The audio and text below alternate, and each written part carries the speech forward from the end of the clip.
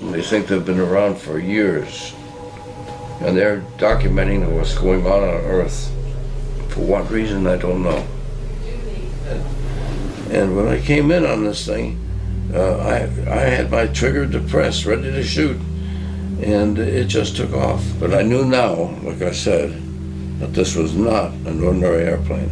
This is something far beyond anything we're on, even on the drawing board.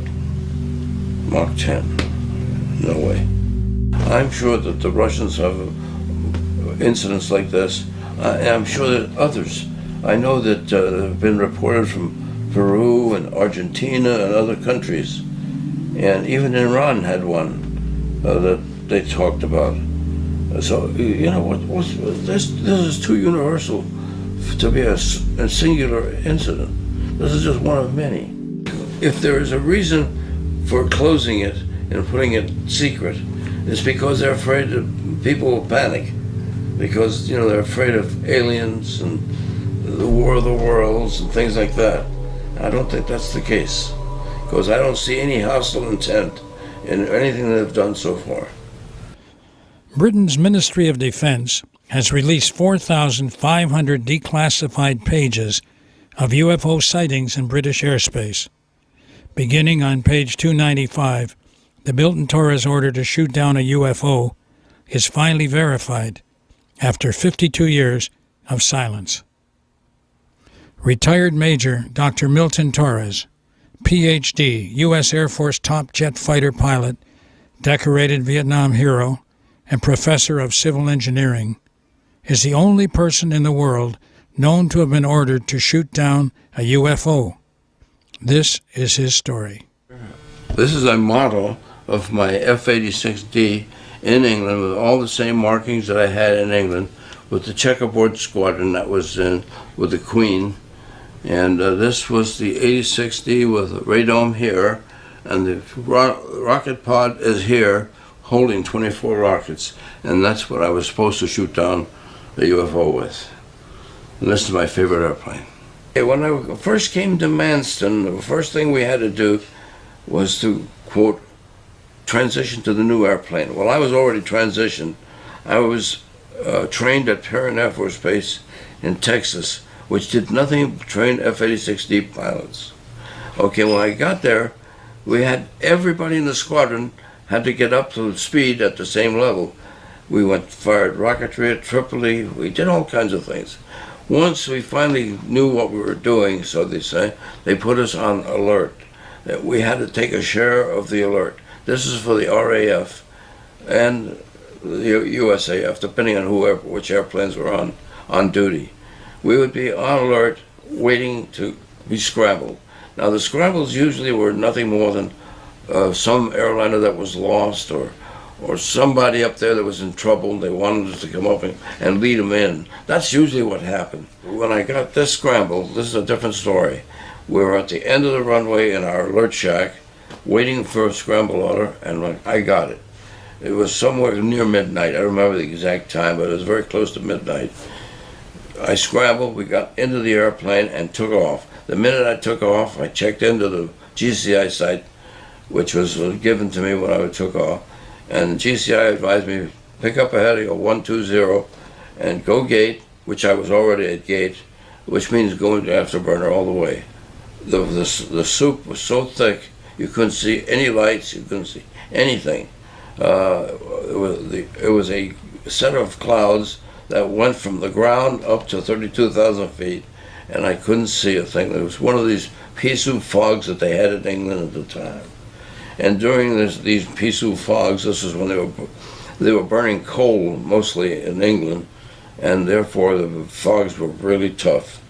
So anyway, the minute I got airborne, actually before I got airborne, they indicated this would be a hot fire measure. Hot fire? I turned and it says, you will be ordered to fire 24 rockets. Well, that's a very heavy order, the kind of order that you demand an authentication. So I picked up my little matrix and went through the authentication procedure, and I looked down and they gave me 2 letters. They said, yes, this is not a problem. that means I have to fire. From that moment on, I didn't know what to hope. This was either a Russian or some aircraft that they wanted to shoot. Were you afraid that you were going to cause World War III? First, my first concern was, Jesus, this is the first shot of World War III. I didn't want to hear that, but nevertheless, that's what ran through my mind. I just went through the motions.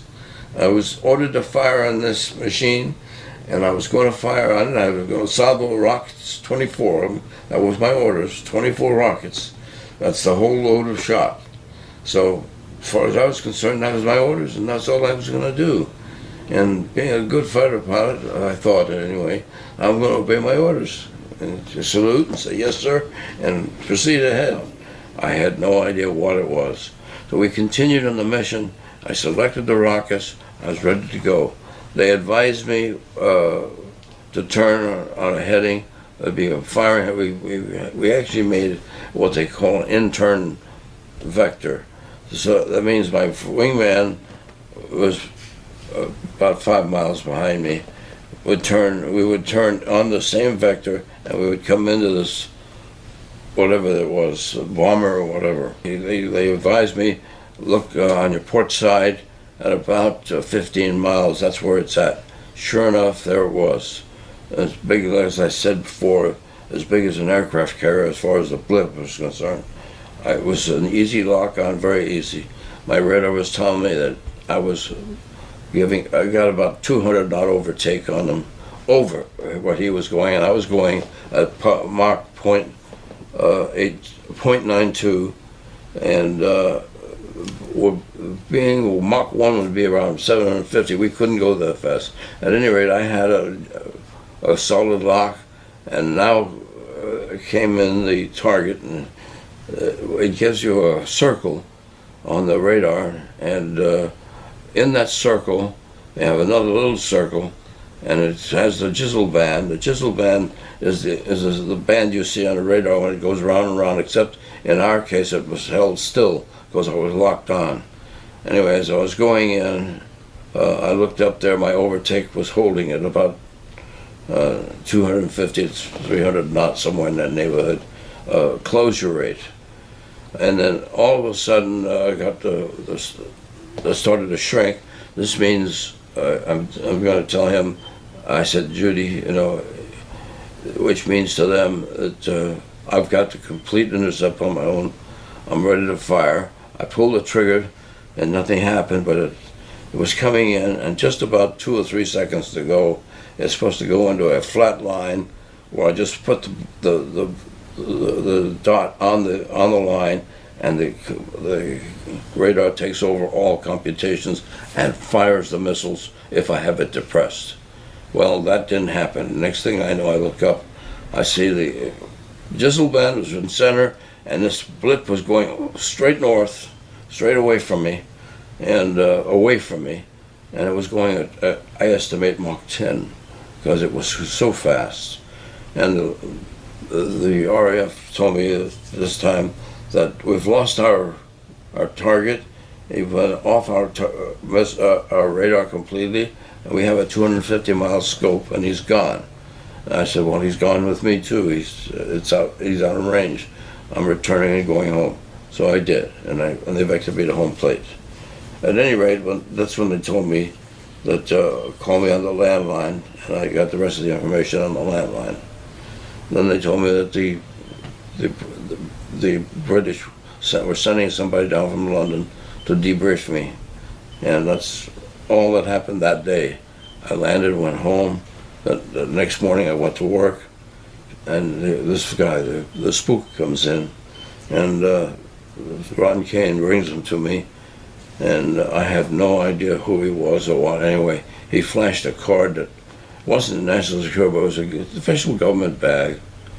And so I expected it might be CIA. Who knows what it was? He was a spook, that's all I knew. So I told him the whole story, and he told me, no uncertain terms, don't tell anybody, this has been declared top secret, and if you open your mouth to anybody, that includes your commander or your wingman or anybody else, if you open up your mouth to anybody, and it says, we'll get you off of flying status. That was enough for me to be quiet for the rest of the time. In layman's terms, how fast is Mach 10? An SR-71, which is called the Blackbird, is no longer flying for the Air Force, but it was flying at 3,000 miles per hour. Mach 10 is more than like 10,000 miles an hour, 10 times the speed of sound.